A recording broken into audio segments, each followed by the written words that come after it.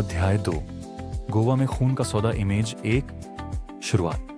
Goa city slash dark port. Narrator. Goa एक ऐसा शहर जहां दिन में सैलानी घूमते हैं और रात में अंधेरे का असली कारोबार शुरू होता है। लेकिन उस रात गोवा की हवाओं में कुछ अलग था, क्योंकि बनारस का एक ऐसा नाम जो डर बन चुका था, अब गोवा की जमीन पर कदम रख चुका था। उस नाम था गौरी शंकर। गौरी शंकर अब सिर्फ एक गैंगस्टर नहीं रहा था, वो एक सोच बन चुका था। एक ऐसा इंसान जो दुश्मनों को सिर्फ हराता नहीं था, उन्हें दुनिया से मिटा देता था। लेकिन गोवा में पहले से ही एक बड़ा खिलाड़ी मौजूद था, जिसका नाम था विभूति नारायण। विभूति नारायण गोवा के अंडरवर्ल्ड का राजा था। उसकी इजाजत के बिना यहाँ कोई सौदा नहीं होता था, कोई जहाज बंदरगाह में नहीं लगता था और कोई आदमी जिंदा नहीं बचता था। जब उसे खबर मिली कि गौरी शंकर गोवा पहुंच चुका है, तो उसके चेहरे पर एक ठंडी मुस्कान आ गई। विभूति बोला, बनारस का शेर गोवा के जंगल में आ गया है, अब देखते हैं यहां शिकार कौन बनता है। Image 2। Gang meeting slash dark room. उस रात गौरी शंकर अपने आदमियों के साथ बैठा था। उसके साथ थे सूर्या, शिवा, राजा और उसके सामने गोवा का नक्शा रखा था। गौरी ने धीरे से सिगार जलाया और बोला, गोवा सिर्फ एक शहर नहीं है, ये पैसा है, समुद्र का रास्ता है, और जो इस रास्ते पर राज करेगा वो दुनिया के सबसे बड़े खेल में शामिल होगा। सूर्या ने पूछा, लेकिन भाइया विभूति नारायण? गौरी मुस्कुराया, हर राजा को गिराने के लिए बस एक सही वार चाहिए।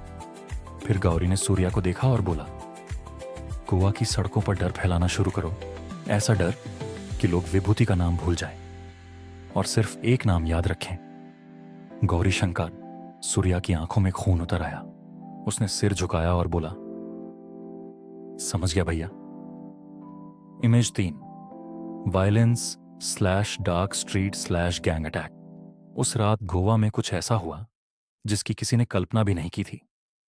सूर्या अपने 20 आदमियों के साथ निकला और सीधे पहुंच गया विभूति नारायण के सबसे बड़े गोदाम पर। वहां 40 आदमी पहरा दे रहे थे, लेकिन सूर्या को संख्या से कभी डर नहीं लगा। उसने धीरे से कहा, आज भाइया ने गोवा को संदेश भेजा है। और अगले ही पल गोलियों की आवाज गूंज उठी। चारों तरफ अफरा तफरी मच गई। कुछ ही मिनटों में पूरा गोदाम लाशों से भर चुका था। सूर्या ने आखिरी आदमी को पकड़कर उसके कान में कहा, अपने मालिक को कहना गोवा में अब नया राजा आ गया है, और फिर उसने उसे वहीं खत्म कर दिया। उस रात गोवा की सड़कों पर सिर्फ एक खबर फैल रही थी, बनारस का गौरी शंकर गोवा पर कब्जा करने आया है। Image 4। Gauri Shankar dark portrait slash ending. अगली सुबह विभूति नारायण को जब अपने आदमियों की मौत की खबर मिली, तो उसकी आंखों में पहली बार गुस्सा दिखाई दिया। उसने मेज पर हाथ मारा और बोला, गौरी शंकर, तूने गोवा में कदम रखकर बहुत बड़ी गलती कर दी है। लेकिन उसे नहीं पता था कि गौरी शंकर गलती नहीं करता, वो सिर्फ खेल खेलता है, और इस खेल का अगला कदम गोवा के अंडरवर्ल्ड को हिला देने वाला था। Narrator slow tone.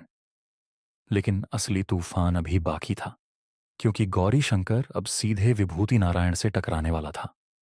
और जब दो शैतान आमने सामने आते हैं, तो शहर में सिर्फ खून की बारिश होती है। आगे क्या होगा, ये पता चलेगा